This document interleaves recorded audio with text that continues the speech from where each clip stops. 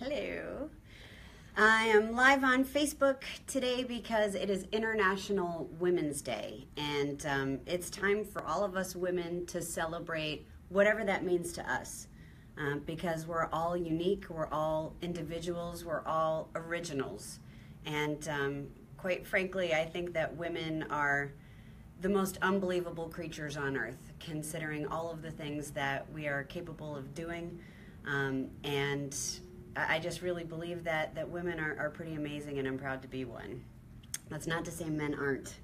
But today we're celebrating women. And I can't tell you how proud I was that my day started off, first of all, taking my little girls to school and listening to them. I have 3 daughters. They are 10, 8, and 6. And listening to them in the car and hearing their views on the world and how, how they look at things differently than how I did maybe as a child. And there are no boundaries on them. There are no ceilings. There are no limits. They can be anything they want to be. And that's true for all of us. You just have to believe in yourself and work hard, and it's about setting goals to achieve, where you want to get to and setting strategies to get to those goals. Hunter, my husband, Paul, whatever you want to call him, he always talks about the difference between a dream and a goal, because a dream is something that you just think about. A goal is something you actively try to attain, and I think it's a big difference. But so I get home, and at 9:15 in the morning, there on MSNBC is my mother, Linda McMahon. She's the administrator of small business, and she's a part of President Trump's cabinet. And for her to be a part of the cabinet of the United States of America is just absolutely incredible. My mom has inspired me in so many ways. She is such an incredible role model. And to hear her, the first thing that comes up is she wishes the anchor, also named Stephanie, happy, International Women's Day. And what did she talk about? She talks so much about women-owned businesses. And especially small businesses, and how the majority of them are run by women, and how she's encouraging, veteran businesses. And she's having a meeting with the Hispanic and Latino community for their businesses. And to hear her and to hear her vision and to see her and to know she is part of the leadership of this country is really overwhelming. And I didn't expect to get emotional about that, but I'm just so proud of her. And to think about the fact that I always had her as my role model, she was the CEO of WWE. So I always grew up, I had the privilege of growing up thinking that women belonged at the head of a business.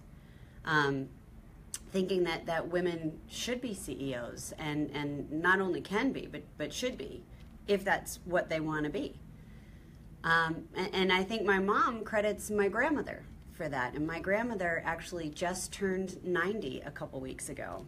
And we had a big party for her. And who shows up at the party but a woman that she worked alongside as a budget analyst on Cherry Point military base in New Bern, North Carolina. And back then, a working woman was pretty rare. A budget analyst was even more rare, and she was a working mom. And that's the example that my mom had set for her. But so at this party was one of my grandmother's coworkers, actually 2 of them, but one of them who she sat next to in a cubicle. And that woman is 91. So to see those 2 women come together and how happy my grandmother was. I mean, it's amazing, the things and the changes that she has seen in her lifetime. And my grandmother has taught me so many things, and one of the things that my grandmother has taught me is to stand up for yourself. And I think that is a very powerful lesson for all of us. I know that for myself sometimes, I'll stand up for other people in a heartbeat, but I don't necessarily stand up for myself the way that I should, and that's sort of throughout my childhood and, sometimes even today. And it's important not to let anybody walk on you. Stand up for yourself, and it's a sign of self-respect, and you should have respect for yourself. We have an anti-bullying initiative at WWE called Be a Star, and it's all about showing tolerance and respect. And one of the messages that we try to communicate is respect for one another, but also respect for yourself. You know, you'll hear a lot of people say on social media or in conversation, you have to love yourself first, but it's true. You know, we're all flawed. None of us are perfect. You know, insert joke here. But, you know, you have to love everything about yourself and accept your flaws and accept who you are and be proud of who you are. And don't let anyone ever make you feel badly about yourself. You know, I was asked recently if I could give advice to my younger self.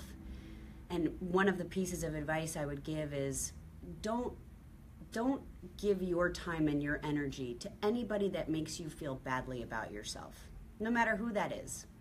If it's a friend, if it's a coworker, if it's a teacher, whoever it is. If somebody makes you feel badly about yourself, don't give them any attention.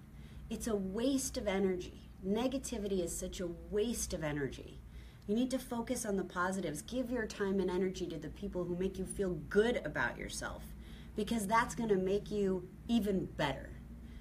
Charlotte Jones Anderson is the Chief Brand Officer for the Dallas Cowboys, who I had the privilege of working with last year for WrestleMania, which was at AT&T Stadium in Dallas, Texas. And she and I did a lot of different interviews together, and one of the things that she said that I loved was, you always have to be your best version of yourself when you walk in the room. And I really loved that. I thought that, yes, it makes all the sense in the world, but to hear it positioned that way, you're right. I should always try to be my best version of myself.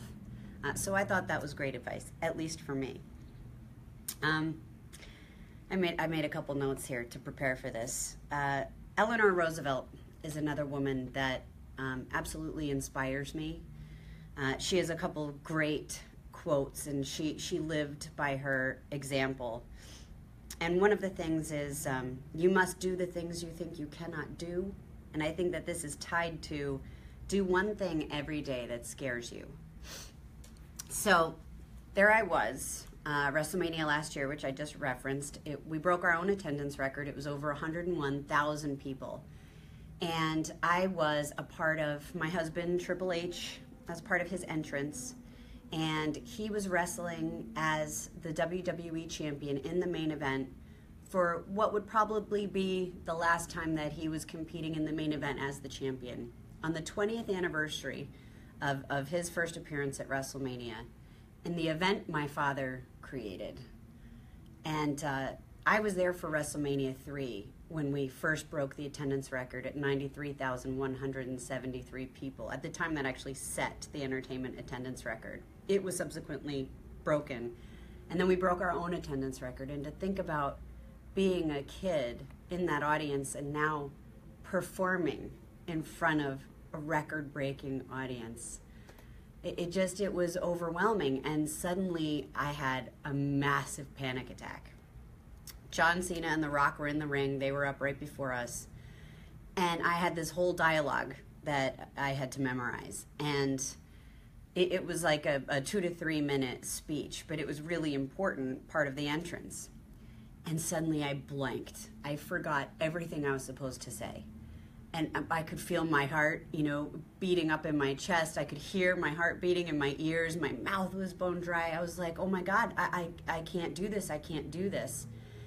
And then Eleanor Roosevelt went through my head. And I thought, you have to do the things you think you can't do. And then I really thought, do something that scares you. And the meaning behind that is, what an opportunity I was about to have. I mean, what an incredible privilege to be able to go out in front of all of those people and have the chance to perform. And not only that, but to introduce my husband, again, in the event my father created. Like, what an opportunity. I would have really, truly regretted it if I didn't take full advantage. And I said to myself, you have to own this and go out there and absolutely soak it all in. And it's so important to feel it. You have to feel those moments, live in those moments, experience them. Life is meant to be lived. Life is not meant to be watched. You're meant to live your life. And again, whatever that means to you, because all of us are different.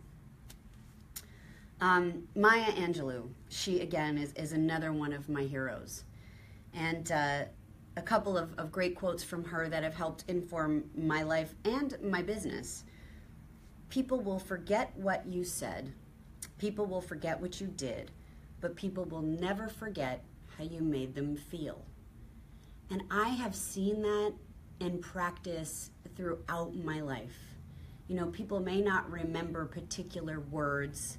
They may not remember the context of what you said, but that's that whole notion of a first impression, right? They'll remember how you made them feel. And it's so important because everything we do has an impact on other people. And we have to think about that, you know, in our actions. You may encounter many defeats, and we all will, but you must not be defeated. You know, what a great quote that is, too, because that's, you know, that's also on par with you're going to get knocked down, but you got to get back up again, right? And it's all about not letting those moments set you back, but learning from those moments and applying that knowledge and then moving forward. Let's see. Bonnie Hammer is the chairman of NBC Universal Cable, and Bonnie is one of my mentors, and one of the key lessons that she's taught me is it's okay not to have all the answers, and that you have to trust your teams. And you know, my dad has always taught me, and my mom, that you want to hire people who are smarter than you are, and you also need to solicit their advice, and you need to listen. That's one of my key learnings there. You always need to listen and learn and trust in your teams. Because if you empower your teams, if you empower your friends, if you empower those around you, you will all rise to the occasion. And in terms of my prepared remarks, I'll end on, you know, my 3 daughters, which is how I started. And I was in the car the other day, and I could, they'll be upset if I don't name each one of them, so I actually wasn't prepared to think about quotes from each of them, but I'll start with Murphy, who's my 8-year-old. And we were driving in the car one morning on the way to school, and it was really ugly out. It was gray, it was raining, it was like the bleak of winter. And Murphy kept looking out the window. And my other 2 daughters were otherwise engaged, but I kept noticing Murphy just staring out the window. And I wondered what she was thinking about. And I asked her if she was okay. And without looking at me, she said, "Mama, isn't it a beautiful day?" And I said, "You know what, Murphy? It is a beautiful day." I mean, just think about that perspective, right? Here's a child who is not jaded, who's just looking out and seeing all of the beauty and wonderment in the world. Regardless of the fact that it's raining, she thinks the rain is beautiful, and it should be. It's just a reminder that life is all about perspective. It's how you look at things. That's what defines that's what sets how you're going to feel. You know, your perspective on life, your outlook. She taught me a lot in that moment. It was an important reminder to me.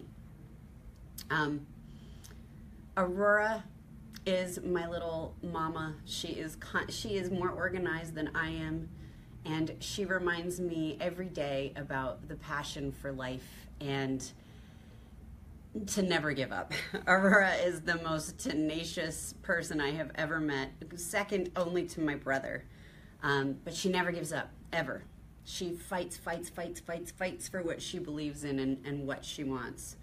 Which can be frustrating sometimes as a child to a parent, but I know that it is a value and something that will serve her so well in her life. And my littlest one, Vaughn, oh my goodness, she is something else. She just has such an incredible personality. She's smarter than me already. And I think from Vaughn, my biggest lesson right now, and I'm sure she'll teach me many more as our kids teach us lessons forever, but I think the biggest lesson that she teaches me is the importance of one-on-one time and giving that quality time. You know, when you're with your family, not being on your phone and constantly distracted, but looking someone in the eye and telling them that you love them and giving them that time. It's so valuable. I came home Monday night after Monday Night Raw in Chicago, and it was about 3 or 4 in the morning, and I always kiss my girls when I get home. I look forward to it so much. And Bonnie woke up, and she just wrapped her little arm around me. She just hooked me and held me close. And she said, "Mama, I love you. Will you cuddle me?" And it was just so precious. I mean, those precious moments, those moments, that's what life's all about. And how lucky I am to have that opportunity, to be the mother of these 3 girls. You know, my daughters inspire me and empower me, and, you know, hopefully they will have a future that has no boundaries. You know, hopefully that will continue, and it takes men and women and all of us to lead that way. And there's so many people working on making that happen for our future and for us now. And, you know, I want to say thank you to all of those leaders and all of those people, women and men, who are making a difference. And celebrating International Women's Day today, you know, how much that means, especially right now in our world, let alone our society. So I think that's pretty much a lot, right, to say. And, you know, I'd be remiss if I didn't mention the woman holding the phone, Laura Petroselli. And she's shaking her head, and she loves to be acknowledged publicly, but another incredible woman who inspires me, to say the least. So what time are we at? I think we're good. We're good? All right. So I didn't answer any questions on Twitter. We got one good question here. Are there any other women in power at WWE? Oh, yes. There are a lot of women. Actually, Michelle Wilson is our Chief Marketing and Chief Revenue Officer, and she is a Harvard MBA. She came to us. She was the Chief Marketing Officer at USTA, and she also came to us prior to that from the NBA. And Michelle is I've learned a lot from Michelle. She's so smart. She's so strategic. She is a key leader here at WWE, responsible for a whole host of initiatives, including marketing, revenue, as I mentioned, consumer products, our network. She has a number of different responsibilities. Honestly, I don't know how she keeps it all straight. And she's just one example. Is there another one? Another question? I think a good question to wrap on is, you know, what's coming up next for you, Steph? Ooh, what's coming up next for me? Just focusing. What's that? What? Oh, you mean immediately? Yeah. I thought you meant like longer term. So immediately what's coming up is South by Southwest. I'll be headed down there. Again, actually, Michelle will be speaking on a panel as well. John Cena is doing the keynote on Monday, and I'm doing a panel with partners from Facebook, ESPN, and Mashable. And that's on Sunday afternoon. And I think we're going to try to Facebook live stream that panel. So we're very excited about that. Hopefully you'll join us and tune in.